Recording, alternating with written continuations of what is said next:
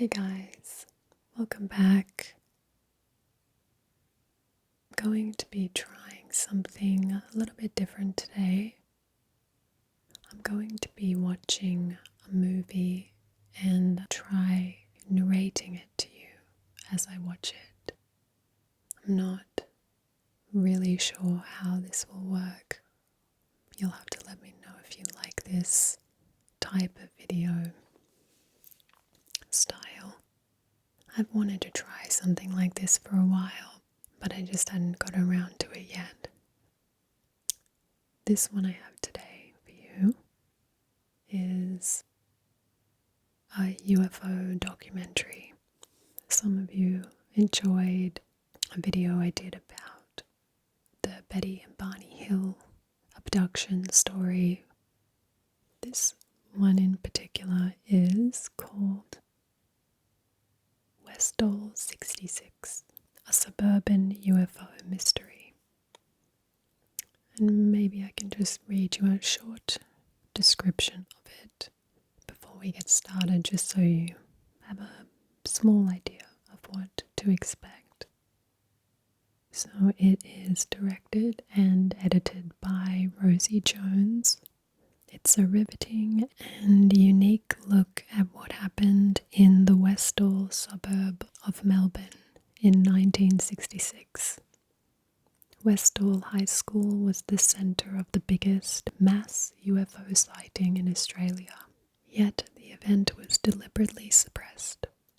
Jones and her team tried to find out why. At the mention of UFOs, you may be bracing yourself for a film peppered with tin hat wearing conspiracy theorists, but you may have to revise your opinion. Candid eyewitness accounts reveal active, attentive people who have lived with a memory that brought them ridicule and censure. But the stories they tell and the pictures they draw show that they have not forgotten what happened. What year was this one made? It was made in 2010. So it's 40 something years after it happened, if my math's right. As the film progresses, a variety of techniques maintain the delicate and deliberate balance of fact and opinion. Jones marries the austerity and somberness of statistics, recordings, and interviews with playful sketches, poignant clips, and animated narration. This approach underscores a commitment to present an objective, transparent film that is visually diverse. Jones's commitment to neutrality has a similar effect on the participants and overall tenor of the film. Consequently, we hear students, labourers, community members, researchers, and others talk about what occurred on that fateful April day and the curious happenings that followed. They all report seeing something above the paddock that didn't look like anything they had ever seen. Some sort land, some sort flyaway. However, they were all told by school authorities or police or other officials in uniform to keep quiet. Many of them were punished and ridiculed if they tried to talk about it, and so they kept silent. Still, they remember what they saw, and thus the mystery persists. In the end, Jones successfully delivers a film that may fascinate you, intrigue you, or simply encourage you to keep listening.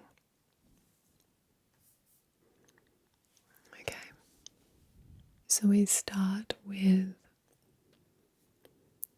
a shot of a little baby, and the narrator begins by saying that after his son was born, he started to reflect on a story that he'd heard many years ago.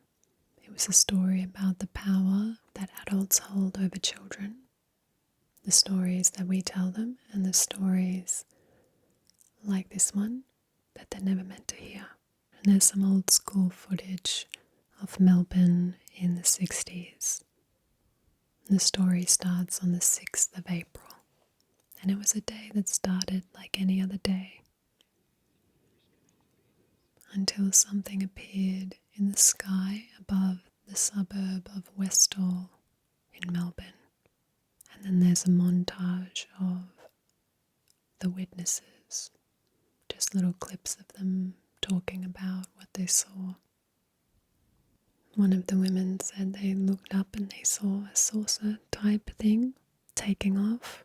It was nothing like a plane or a balloon or anything like that. And all the students were running all over the place, very hysterical. And the teachers didn't seem to know what to do. Some of the kids thought it was the end of the world. And there's a man called Shane Ryan, who's an amateur investigator.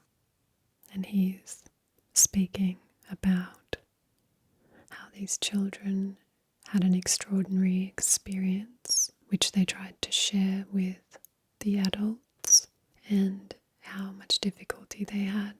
They were disbelieved and stigmatized. One of the witnesses says that he just learned to be quiet about it because he didn't like the ridicule, and everyone seemed to think that he was making it up because he was a kid. But despite their disbelief, he knows what he saw, and that could never be shaken from him. The amateur investigator says that he really feels for these kids because they've never been able to make sense of it, of what happened.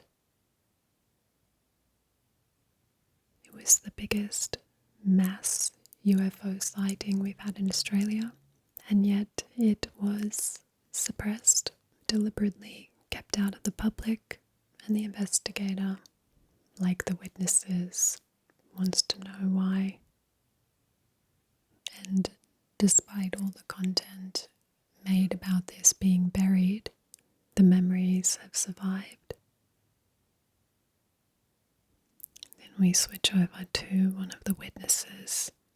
He was the school captain in 1966, recounting how he was in science class making some crystals of some sort, and he just happened to be looking out the window, and then he noticed something that he'd never seen before. Now another witness is talking about how they were playing some sport on the oval, and one of the kids yelled out there was something up in the sky, that it was a flying saucer, and they all looked up and it really was a flying saucer. It looked like a round silver disc, kind of what you would imagine a flying saucer to look like at that time. And she said it was flying very low over the school, and the kids started screaming and they ran inside.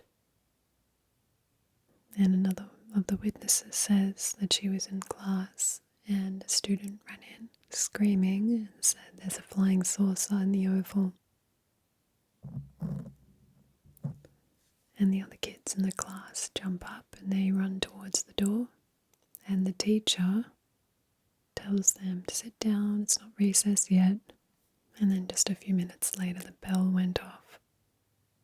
The kids all run outside, and one guy says it's like a herd of zebras, and he just went where the herd went. At this stage, it had actually landed on the oval.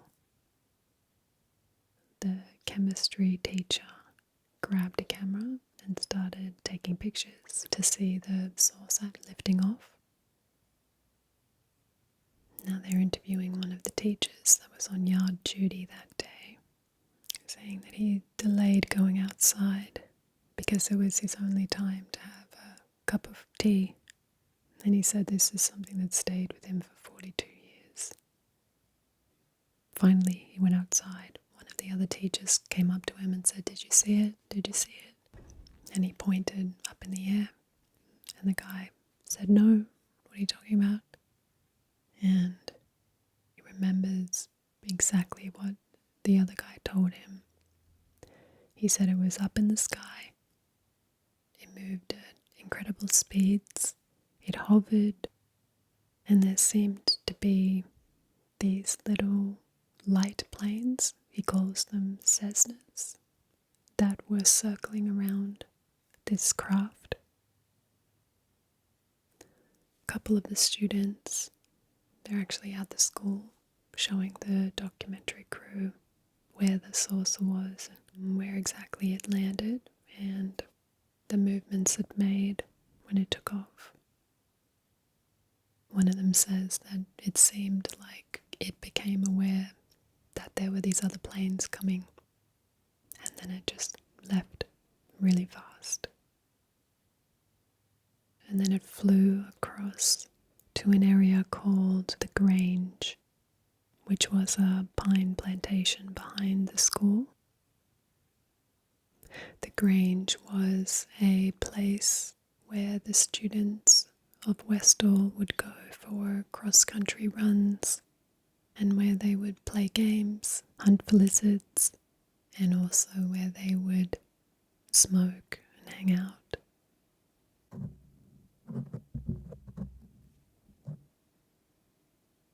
It has a sense of being involved with something dangerous or clandestine. And so one of the women is explaining again, as the saucer went over to the Grange, the kids were chasing it. Then it seemed to disappear behind the trees. So they broke through a fence, and a couple of the girls got there a bit faster than the others. And when the other students caught up to them, they found them passed out. And they could see that it had landed because there was a big round patch of flattened yellow, almost like it was burnt grass, although she's not sure it was really burnt. And they all looked up and they saw it elevating again. It turned onto its side and then it disappeared into thin air. And one of the witnesses is saying that her friend Tanya, she believes did see it when it was on the ground, and that her friend had been taken away in an ambulance. And she says that was the last time she ever saw her. She just left and she never came back to school. The narrator says that Tanya wasn't the only person who saw the craft on the ground. There's another student called Victor, and Victor says that he saw two objects land in the field, and he could see one disc in one location and another one a bit further away, about 3 meters apart. He's talking about where the crafts were positioned and how there were a few kids walking around. And he approached one of the craft and he could feel heat coming from about 1 meter away. And as he got closer, he said they both lifted up to about, 1.5 meters off the ground. They had slowly lifted up, and that's when they went across to the Grange. So he's talking about when they first landed at the school. And now Victor is showing him some of the drawings that he made, which maybe I can take a screenshot of, showing what the craft looked like from the side view and also from underneath. No joins, no seams anywhere, it was all just smooth metal. Normally an aircraft would have sheet metal, but this looked like it had come out of a mold or something like that. And it was like something you'd see in the movies. The narrator's saying that if you look at this story and the possibilities, that other life came to this planet and then just left, leaving behind all these questions, but leaving everyone with an openness to the beyond. But the adults at Westall saw it differently. One of the witnesses is saying that afternoon, the school principal called a special assembly and told them all not to talk about it, as if people aren't going to talk about something like that. One of the, I think it's Victor, said the headmaster said all the kids were nuts that it was a weather balloon and to stop talking about it. I think now there's a man on the screen. I think he might be the principal. And he said that he was prepped to tell the students that what they'd seen didn't exist. He said he wasn't allowed to leave the school and that his job was to walk up and down the corridors to make sure that all the students were in their rooms. He was walking through the corridor when he saw a confrontation between two of the teachers and a man that he'd never seen before. He thought it was a police uniform, but it was just dark blue. And he was demanding that the woman, who was the chemistry teacher that had taken pictures, that she hand over the entire camera. The police arrived and there were journalists outside. The police were there to keep the journalists away. The students were told they weren't allowed to speak to the media on the school grounds, but when the school finished, there was a TV crew outside, and so they did an interview with them. And then one of the school staff came out and ordered the kids to go home and asked the film crew to leave. And one of the other students was giving an interview and the police told the crew to stop filming.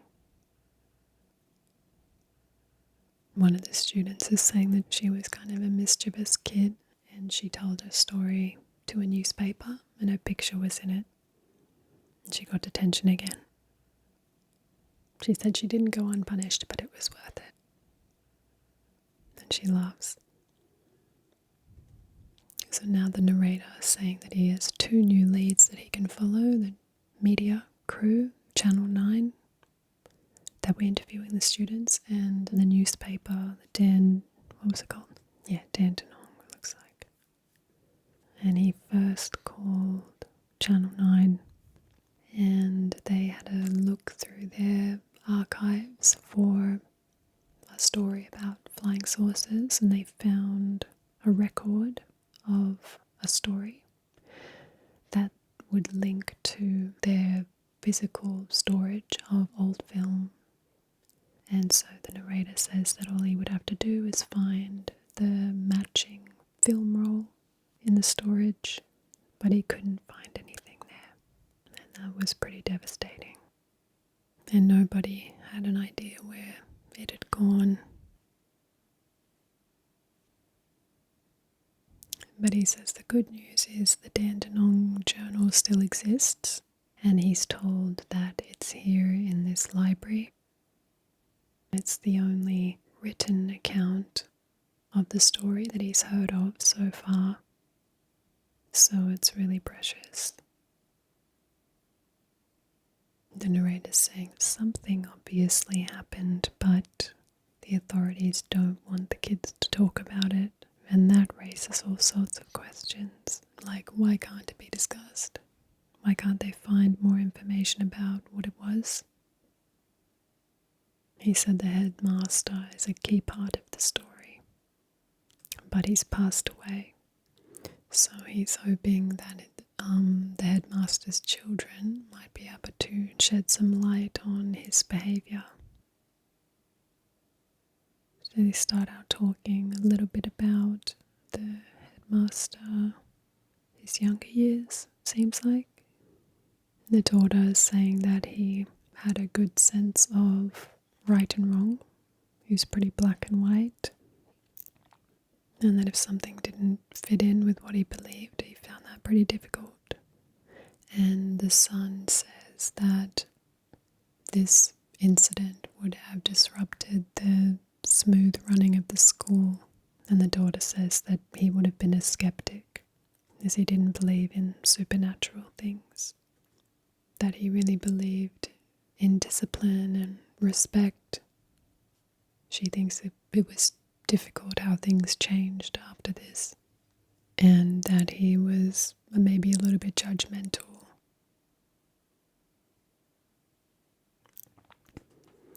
The narrator says there was plenty of things in the 60s to be judgmental about. There was a lot of rebellion between young people and the establishment, and schools were run like the military, where teachers demanded respect and obedience from the kids, and Westall High was no exception. He tried to contact some more of the teachers, but many had passed away. And as far as he can tell, there's only one teacher still living that actually saw the craft in the air, and he's only spoken with the narrator privately, but he doesn't want to go on public record. And several of the other teachers dismissed the whole thing as mass hysteria. This response left the students feeling confused and conflicted, and some of them are still searching for the answers. One of the students is saying that she really wants to find some proof that this happened so they don't keep getting ridiculed. And she's talking to the film crew, saying that no one's ever wanted to know the details from her before. They just think she's stupid. And that's hard for her to understand because she was 13 years old at the time at school during the daytime. She wasn't just out with her friends up to no good. They're filming her hypnotherapy session, which, if you remember from the Betty and Barney Hill story, was when they did the hypnotherapy sessions that they actually started remembering everything. The hypnotherapist is talking her back through the events of the day, and she seems to be maybe getting emotional about it. I can't really tell.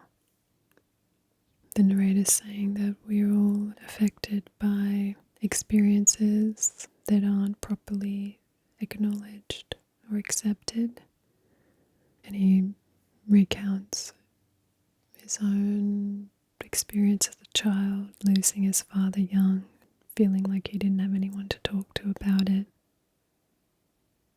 And the woman in the hypnotherapy session, she's saying that even though she knows it's true, it's the more she tries to see it in her mind, the harder it becomes. In the visual that he's giving her, she said she can see bodies, but she can't see their faces. But she can see the trees where the saucer was. The narrator's saying that feelings don't go away, they just get buried and kind of fester a bit.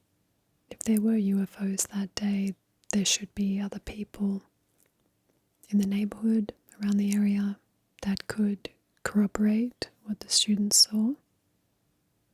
And even though the police and the headmaster told the students to be quiet, surely they couldn't silence the whole neighborhood.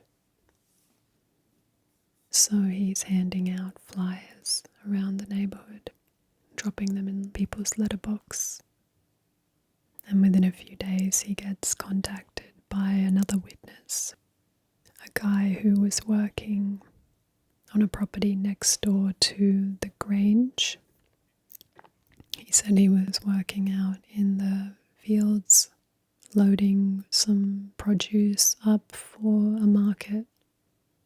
He looked up and he saw the craft in the sky, and he thought someone was projecting a film of something into the sky. He didn't believe that it was really happening. And his boss was also there, and they just stood there looking at it for a few minutes. And while they were standing there, he said the school students, as they ran up to the Grange, they had noticed the two older guys standing there. And so the kids knew it was private property, and they weren't sure if they should go in, but then they ran in anyway. And then he said after a while, some trucks pulled up. They looked like army trucks, and about 20 guys got out, And he said this happened about 20 minutes after the craft had left the trees. The narrator asks how, I'm calling him the narrator, but seems to be more than that. So the narrator said if the army were able to show up in just 20 minutes, where would they have come from? And now he's talking to a military historian who also looks like a lieutenant colonel, and he's saying that it's evident that there was not deployable troops available in Melbourne at that time. He said there were some part-time units around, but he doesn't think they could have responded that quickly and in such a large number. He has come to a conclusion that there had to have been some kind of civilians that may have been working for defense. Their clothes would be the type that civilians working for the Department of Supply or the research and development establishments.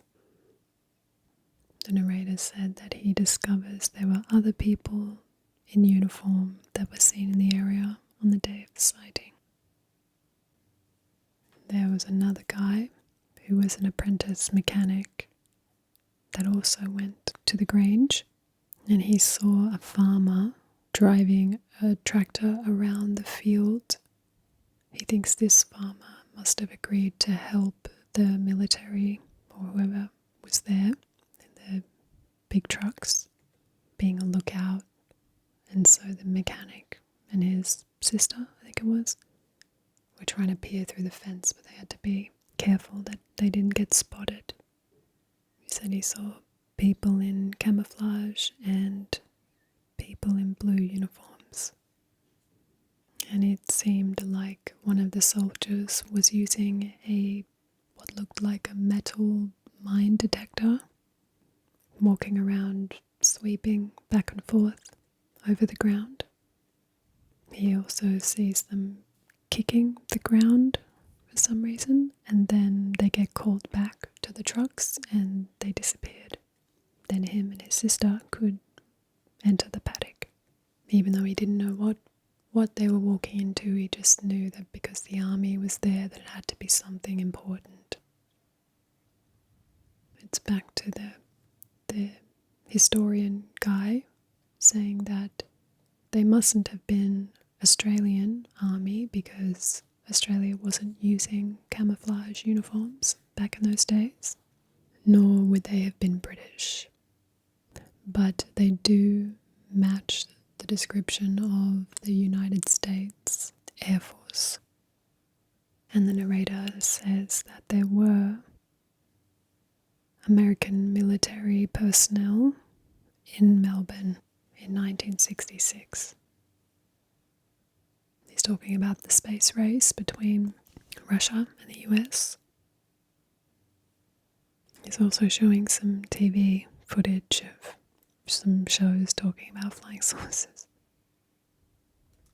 And that there was a fascination about flying saucers around that time. And he's showing some footage from a group called the Victorian Flying Saucer Research Society. Someone's interviewing a member who's saying they definitely are real.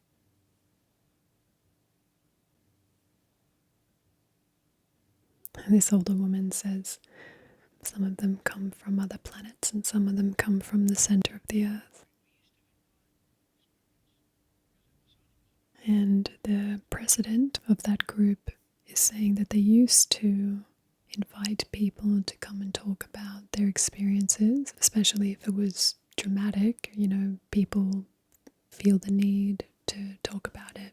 And if they discuss it with their friends, they just get ridiculed. So this group provided them a forum to talk about it. And so they had tried to investigate the Westall incident, but they found that everyone was just silent. And all the evidence this group has about the incident is a couple of photographs and a sighting report from one of the students at the school.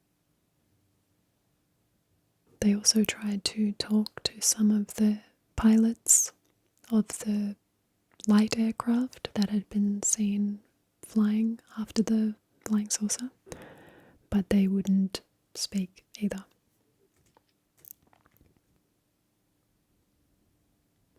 So the narrator now wants to do his own investigation into that modern day times, and he contacted a retired air traffic controller to find out how a flying saucer and some light planes could fly so close to each other without any reports being made, and who was responsible for controlling the airspace.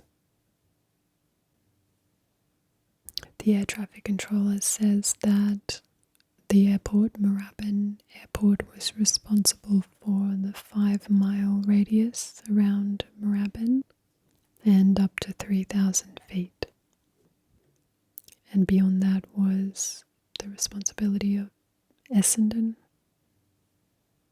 He said that the tower should have been able to see what was going on, but maybe they just felt that it wasn't something that should be made public.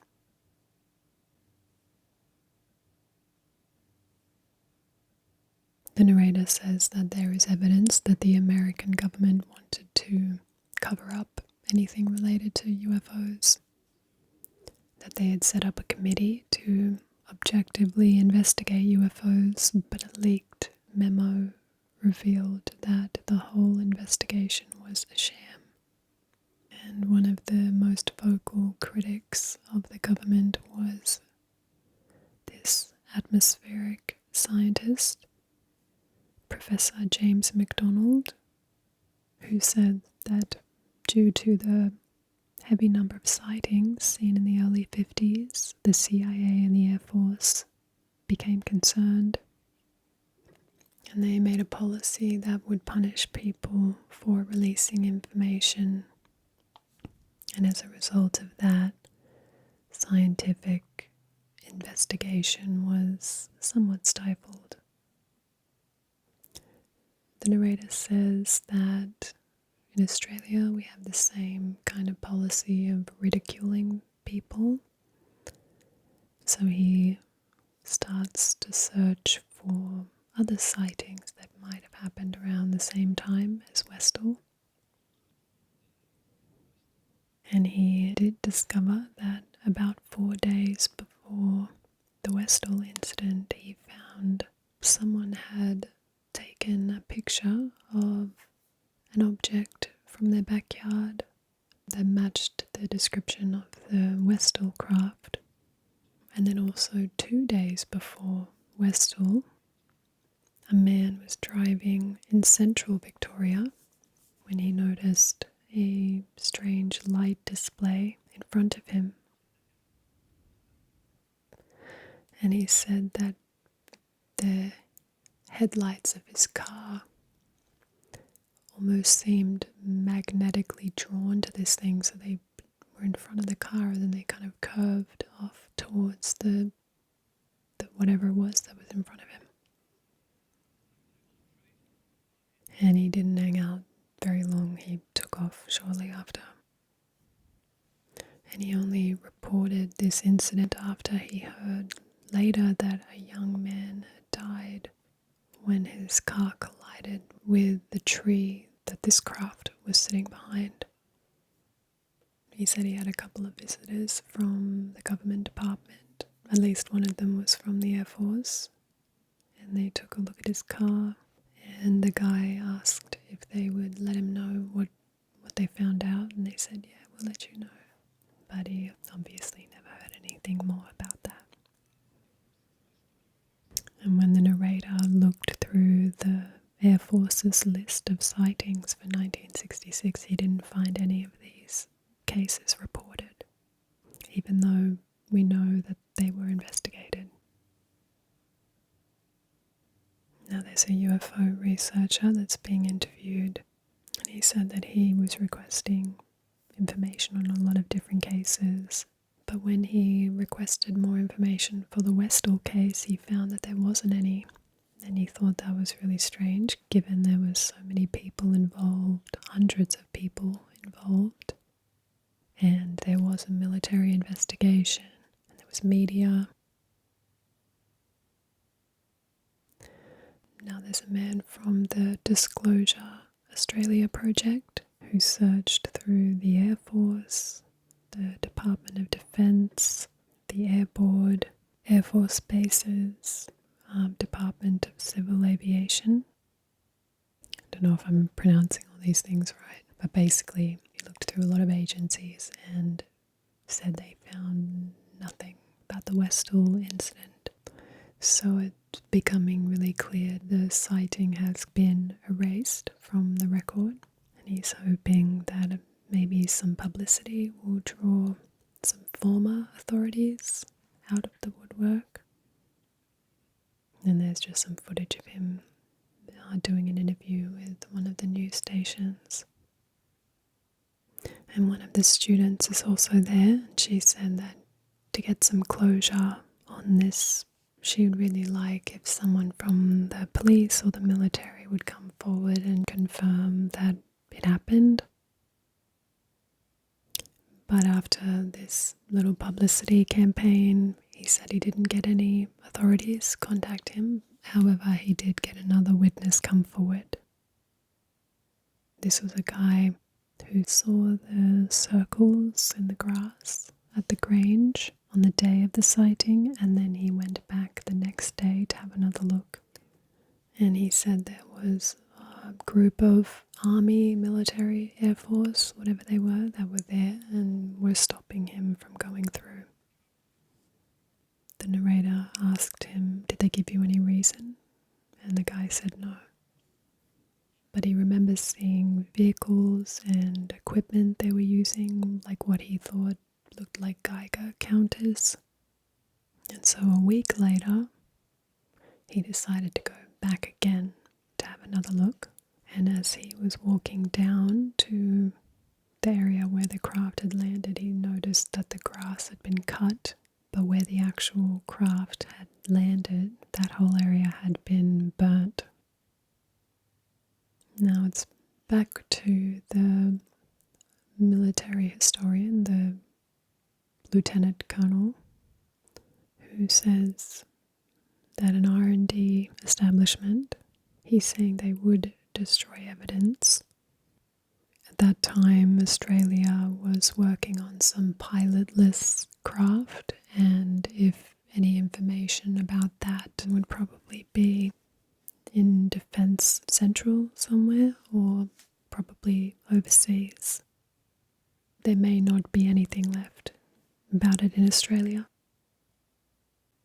And it would have been highly classified and would have probably been destroyed, which is common for that sort of record after a certain period of time. The narrator said, it's clear the authorities had something to hide.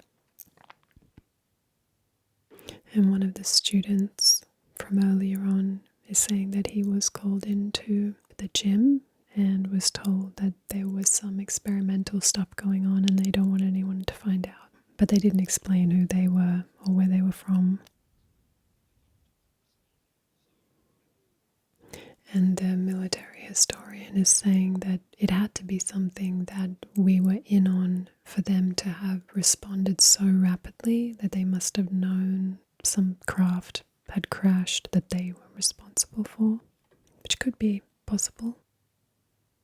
And the narrator says, yeah, that sounds like a rational, logical explanation, but it would need to be supported with some evidence. And then we don't even have anything today, as in 2010 when this was filmed, that resembles the kind of craft that they're explaining. The president of the Victorian UFO Research Society said that the final piece of the puzzle might be if they could get a piece of the craft and discover that it's made of an element that's not on Earth. But we don't have that either. So it's all just circumstantial evidence. The narrator says that he craves proof, but also feels that we need to make room for a little mystery in our lives. I agree with that. He said he believes truth can exist without proof, and he sees a real truth in the stories and the memories of the witnesses, even though it doesn't answer the question of what it was. So then the narrator was able to get some papers from James MacDonald, and he also finds a DVD in these papers, and it seems that he's got some kind of an interview with the teacher, or the only teacher that actually saw the craft.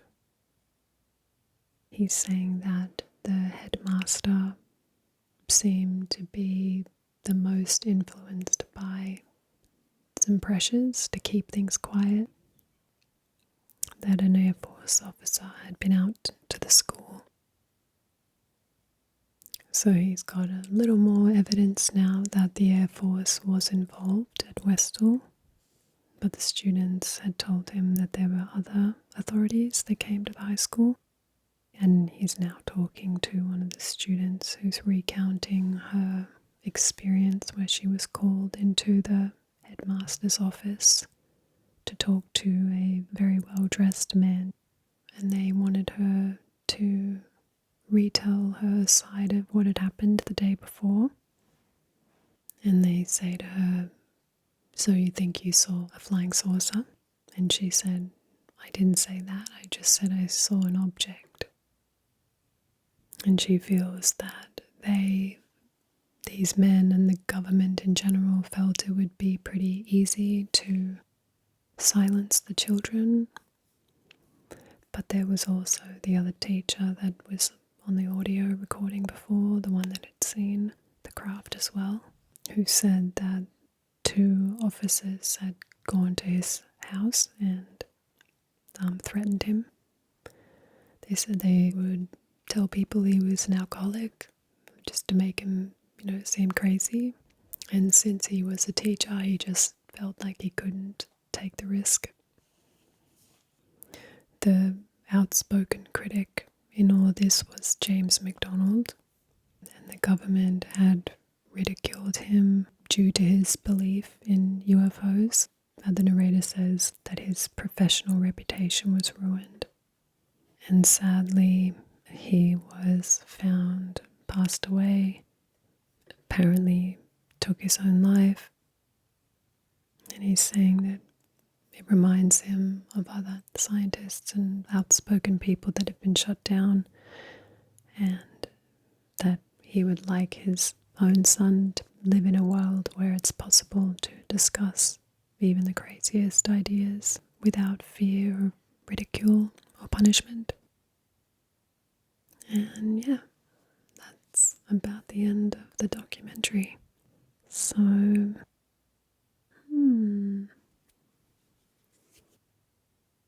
I wonder if there is any more information on this now, considering the last few years there has been more people coming forward talking about this, whistleblowers, and I don't know, are they just whistleblowers or are they officials? I've seen people that have had certain bits of information cleared by government agencies. They don't want to reveal too much, like they're not allowed to reveal certain information, but they basically confirmed that there is other life forms. So yeah, it's a shame that 40-something years ago that man's reputation would be ruined because he believed in something that now we are saying is true. It's a bit slimy. Yeah, but I guess it's hard to know, isn't it? Because it really does seem like in this particular case they really wanted to cover up whatever it was. And if it was a UFO, would they have really scrapped every bit of evidence, or would it make more sense that it was actually something to do with the military? Let me know your thoughts and anything else you want to share, and I will see you next time.